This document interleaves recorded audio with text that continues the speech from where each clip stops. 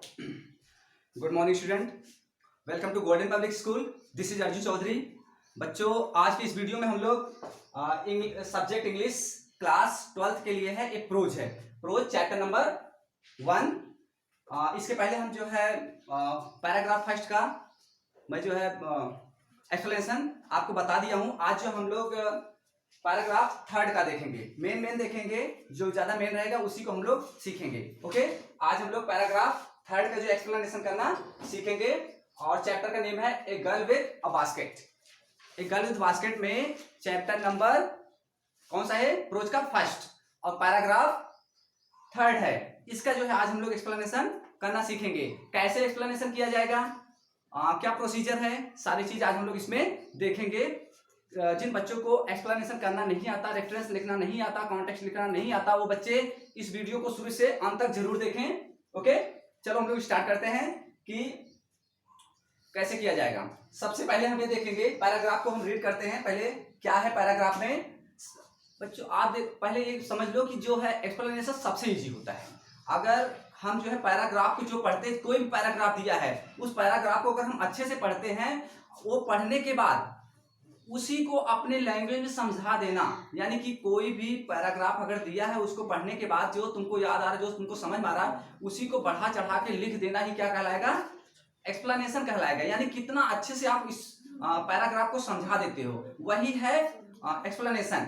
Okay, और जो context में जो आप लिखोगे, कॉन्टेक्स्ट में क्या लिखना है? कॉन्टेक्स्ट में ये लिखना है कि इस पैराग्राफ में लेखक क्या बताना चाहता है, क्या कहना चाहता है, ये सारी चीज को हमें कॉन्टेक्स्ट में लिखना है। ओके, चलो स्टार्ट करते हैं, देखते हैं। सबसे पहले पैराग्राफ दिया है, they were poor people, they were poor people to start with they were poorer as they began their long track for all they could carry was a bit of a food and a few belongings soon. They were out of the wood a few days after they started. They began to fall by the waysides from the weakness of hunger and died where they fell. Okay, ये paragraph है। इसमें क्या बता रहा है? कह रहा है कि ये शरारती बच्चे थे। जब भारत और पाकिस्तान का विभाजन हुआ तब लाखों लोग ने अपने मूल स्थानों को छोड़कर अपने निवास को बदल लिया था। लगभग 90 लाख लोग धार्मिक उन्माद के डर से पाकिस्तान छोड़कर भारत में आ गए। जब उन्होंने अपनी लंबी यात्रा प्रारंभ की तब वे और अधिक निर्धन हो गए, क्योंकि वे अपने साथ थोड़ा सा भोजन एवं कुछ सामान ही ला सके थे। शीघ्र ही उनकी भोजन सामग्री समाप्त हो गई। यात्रा प्रारंभ करने के कुछ दिन पश्चात ही वे रास्ते के किनारे गिरकर भूख से बेहाल होकर मरने लगे।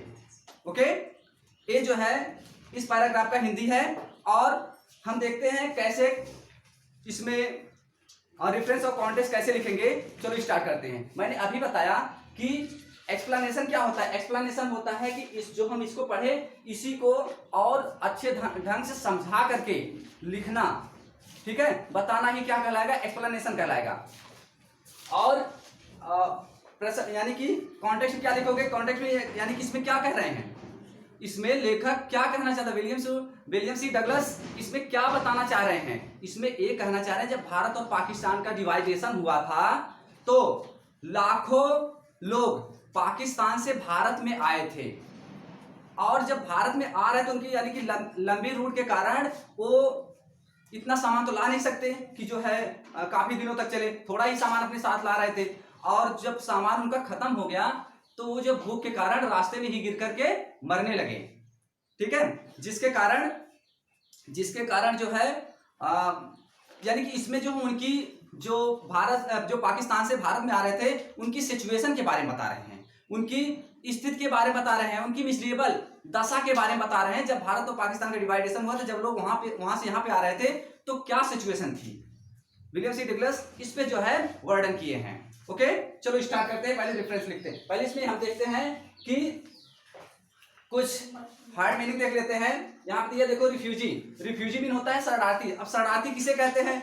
शरणार्थी वो होता है जो किसी दूसरे देश से जब जैसे किसी दूसरे देश से हमारे देश में अगर जो व्यक्ति आ जाए तो उसे हम क्या कहेंगे, शरणार्थी कहेंगे।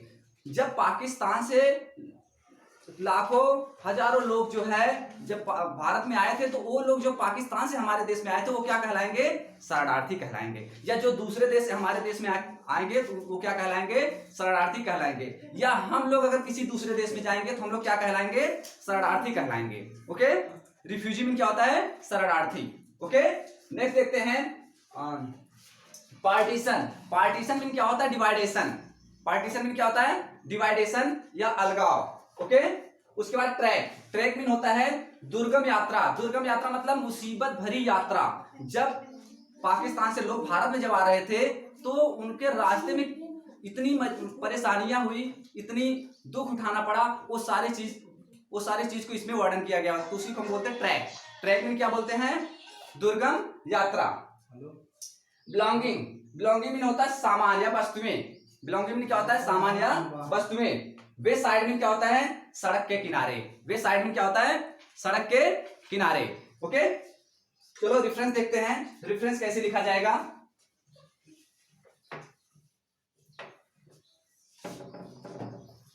रेफरेंस में आपको जैसे बताया था सेम टू सेम ऐसे ही लिखना है। सबसे पहले हम स्टार्ट करेंगे, these lines have been taken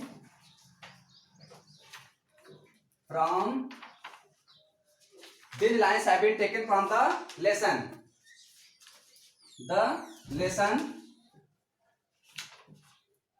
अब लेसन में जो नाम रहेगा इन्वर्टेड कॉमा में ही लिखना है। और अगर इसको आप ब्लू पेन, पहले तो जो है रेफरेंस जो डाले हो इसको ब्लैक पेन से डालना है एग्जाम में, और इसको ब्लू पेन से ही लिखना है। और जो लेसन का नाम जो डालोगे वो ब्लैक पेन से डालोगे और इन्वर्टेड कॉमा भी रखना है, याद रखना है ये चीजें, ठीक है। These lines have been taken from the lesson a girl with a basket.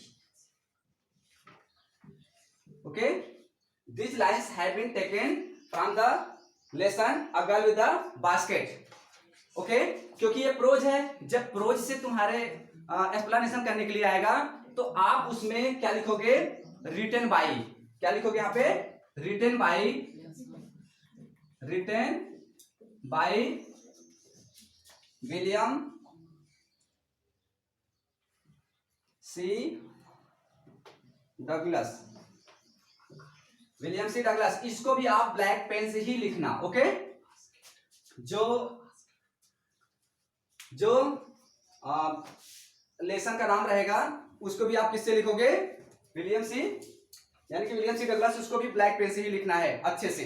Okay, अब आता है कॉन्टेक्स्ट में। अभी मैंने बताया क्या कॉन्टेक्स्ट में क्या लिखना है, यानी कि जब पाकिस्तान से लोग भारत में जब आ रहे थे वो रास्ते में क्या उनको दिक्कत हो रही थी, रास्ते में क्या दिक्कत हो रही थी, वो सारी परेशानियों की इसमें बताना है, यानी कि संक्षेप में बताना है कि उनको क्या प्रॉब्लम थी। तो यही चीज बताओ, लिखो। जैसे यहां पे लिखोगे, आपको कुछ मैंने ट्रिक बताया था, पहले यहां से स्टार्ट करना है। इन दिस लाइन, क्या लिखोगे, in this lines, in this lines the writer describe, in these lines the writer describe about the situation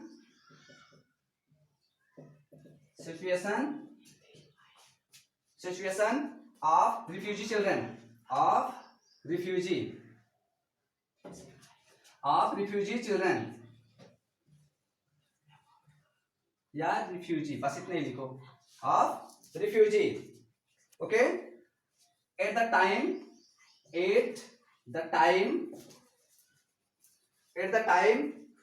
of partition,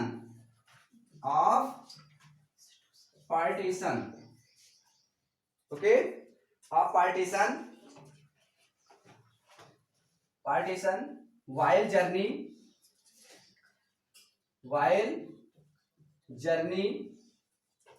while journey from Pakistan to India. अब देखो मैंने इसमें क्या लिखा, मैंने इसमें यही बताया कि in this lines the writer describe about the situation of refugee, यानी कि इसमें जो है रिफ्यूजी की जो है परिस्थिति के बारे में बताया, उनकी दशा के बारे में बताया है उस समय की, eight the time of partition, जब भारत और पाकिस्तान का डिवाइडेशन हुआ था उस समय के बारे में इसमें वर्णन किया है।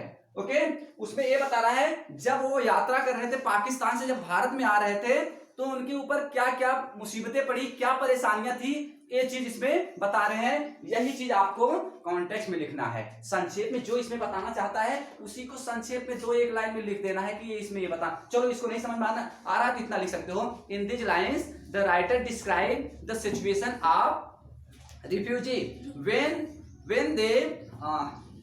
they came to India।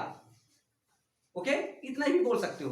चलो अब ये हो गया। अब देखो इसका एक्सप्लेनेशन कैसे लिखोगे, एक्सप्लेनेशन लिखने देखो तरीका, मैंने यही चीज अभी पढ़ाया तो फिर से बार पढ़ते हैं। They were poor people to start with, they were poorer as they began their long trek, for all they could carry was a bit of food and a few belongings. Soon they were out of food. A few days after they started, they began to fall by the waysides from the weakness of hunger and died where they fell. Okay, अब इसमें explanation क्या लिखोगे, the writer describe the during the times of partition between India and Pakistan, hundreds of thousands of people came to India from Pakistan. They were poor people and they became even poorer when they were poor people and they became even poorer when they began their journey to India. They could only carry very few little amount of foods and some other articles, but their journey was end. After a few days they became hungry and too weak. Due to weakness, many of them fell by the waysides and died. Okay, ये जो है आप explanation इस तरह जो है इसी के लिए को मैंने बताया था, इसी को पढ़ करके अपने लैंग्वेज में आप यहाँ पे एक्सप्लेनेशन कर देना है। ओके, अब जो है एक्सप्लेनेशन खुद करके आप जो हमारे कमेंट बॉक्स में देना, देखता हूँ कितने बच्चे इसका जो है एक्सप्लेनेशन कर लेते हैं। आज हम लोग पैराग्राफ यानी कि एक गर्ल्स बास्केट का 3rd पैराग्राफ का एक्सप्लेनेशन करना सीखे, कॉन्टेक्स्ट लिखना सीखे, रेफरेंस करना सीखे और इसका जो है हिंदी समझे। अगर आपको ये हमारा वीडियो पसंद आया हो तो लाइक और सब्सक्राइब करना न भूले, और क्या आपको इस वीडियो में पसंद आया वो भी हमारे कमेंट बॉक्स में जरूर देना। Okay, thank you.